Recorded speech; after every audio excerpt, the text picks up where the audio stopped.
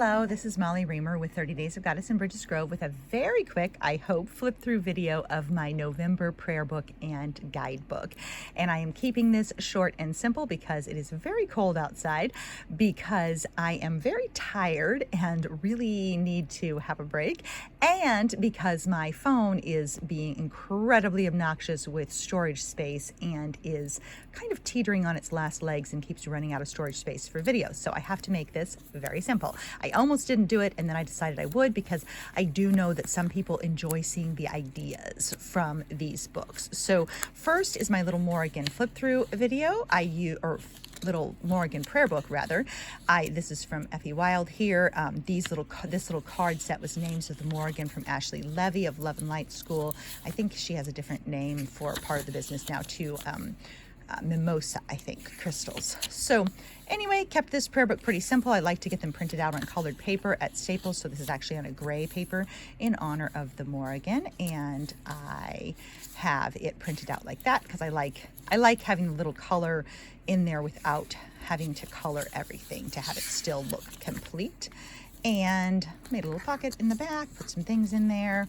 That's the little Morrigan prayer book. I'm going to set aside my little Morrigan muse to make space. I'm going to go ahead and go to the Simple and Sacred guidebook first because I think I'll be able to move through that a little faster. And so it has our circular version of our sticker and then other stickers on the back. Oh, and I use this as a background when I'm coloring things, and so some of my paint markers get on the back. So the guidebooks are part of a membership benefit of being part of the Goddess Magic community on Patreon. And I know then you print them out yourself. Next year we have a full year of Goddess Magic already done, spiral bound via Lulu, so people can get that and have the whole year in one. I took the 12 guidebooks from 2024 and combined them into a single piece. This awesome card is from Kimberly Rodriguez, Poetic Goddess, and I love that one so much. I probably should have framed it or something instead of keeping it in my book. It's just so delightful to me. Absolutely love it. And this one's from her too. Don't love that one as much, but it's still nice. I love her art style and her writing, and she has a really great Patreon that I enjoy as well. Lots of good recommendations for books. And then a little note from Amanda Fall, Phoenix Soul, and this is from Amanda as well. So you did that. And more stuff from Amanda, lots of Amanda representation in this one. I've been one of her patrons for a long time, and I love getting art mail from her. And she also has fun printables, art journaling printables as well. So check her out. And then using my Sharpie creative markers, enjoy using those in these pages. There's not a lot more.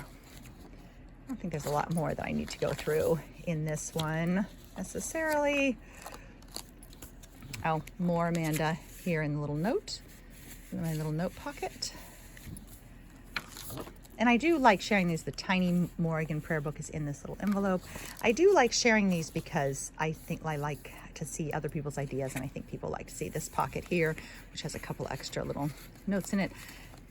This is from Ephemera Journaling Kit. That's a printable that's made by my friend Chalet, and that'll be linked to below. So you can, it's a really fun, that's her art, her tie-dye art that she does, and then she turned it into these ephemera kits that are printable and pretty fun, and then they can fold into different shapes and stuff like that. So I've really gotten a lot of use of those. These are from Ashley as well. And then some more of the cards for the names of the Morrigan. And then my own snapshot cards. As always, you can go to 30daysofgoddess.com for your sampler pack of snapshot cards. There's one for every month of the year. And it really provides helpful guidance, if I do say so myself, for a simple and sacred, nourishing experience of everyday magic and ordinary enchantment. Okay, so I'm moving on to my November 30 Days of Goddess prayer book. I have lots of cool stuff on the front of this, I think. The cover's made by Lacey Hoyt, which I will also link to. I've really enjoyed using the cover this year because it has this handy pocket where I can keep things, and it has this other handy pocket where I can keep things. So it's really very much makes this grab and go. I talk about these journals as portable sacred spaces, as portable tiny temples. They're like an altar. They're an altar. They're a storehouse of your magic wherever you go. And having the cover like this that has extra little stuff, it just really makes it just really portable practice that can just accompany you pretty much anywhere. So nice and fat, full of goodness for this month. Still some things in the pockets. And I put my runes, I've already taken them out, but I put my woman runes in here and then pull those out each day, do my moon wheel, and then lots of other things represented. I was using the names of the Morrigan card pretty much every day. I cut them apart, but you will see them represented in on the pages, and they were fun. That was a fun addition. I really enjoyed using those, even though some of the names of the Morrigan are kind of intimidating. It was fun to use those. And then let's see, anyway, there's sometimes my kids were like, Mom, what are these?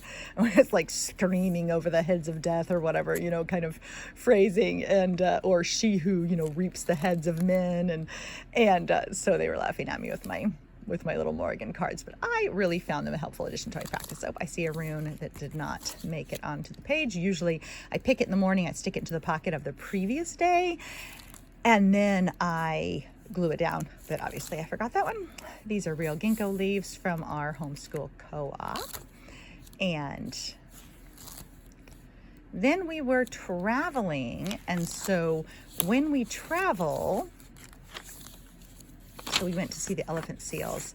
They just come up on the beach there in California, and so we went to see elephant seals, and then this was a thing about elephant seals that I picked up. So when we're traveling, my pages take on very much kind of travel journal. So we went to Moonstone Beach. There we are at Moonstone Beach. We went to see the elephant seals. There we are with my aunt. They take on very much a travel journal type of feeling. I print out my pictures. There's maps. They have little to do necessarily with the word of the day. My writing always has to do with the word of the day, but the pictures and the pages sometimes connect and sometimes they don't. When I'm traveling, the pages always become more of this travel log type of pages. And so I did not take very many art journaling supplies with me on this trip, assuming that I would find things as I went. And so I picked little lavender when I passed it, or little flowers. I picked up these flower petals, or these are little seed pods. I picked those up off the ground outside the hotel. I found a little shell and put it in. We did a craft project, and there was little sunglasses, and I had one of those. We went to Legoland. I found these flowers at Legoland and put them in on our Legoland map.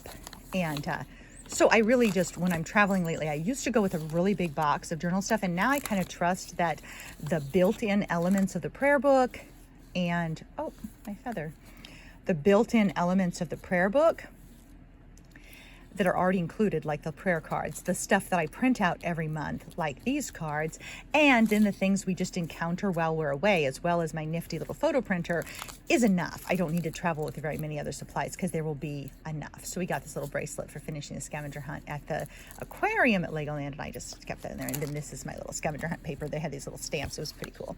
And then again, little flowers that I picked at Legoland. Sometimes I pick them off the plant, sometimes I pick them up off the ground.